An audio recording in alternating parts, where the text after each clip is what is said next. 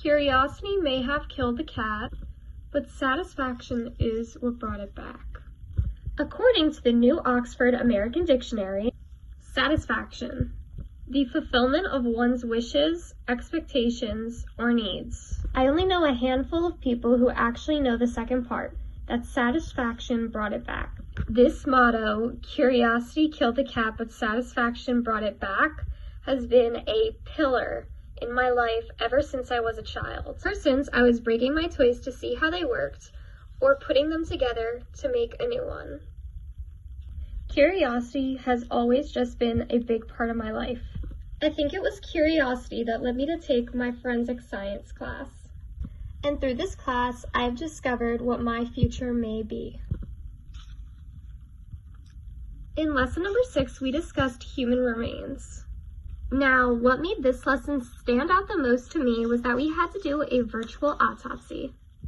I remember the lesson pretty clearly. We had to go to a certain link that our teacher sent us, and we had to pick from 18 examples. I remember clearly that I picked example number 13 because 13 is my mother's lucky number. The body was of a 62-year-old man. I'd come in a while before due to a bloated stomach. Even if this was just like all the other lessons, this assignment made me feel different.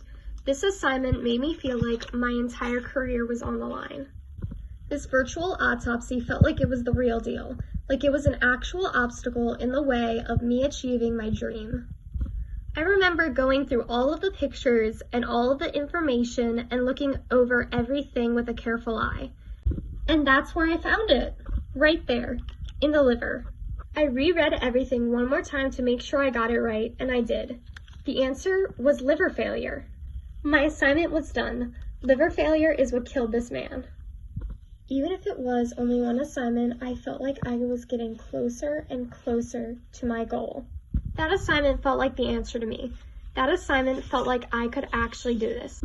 That was the lesson in my forensic science class that told me that I could actually achieve my dream and become a forensic pathologist.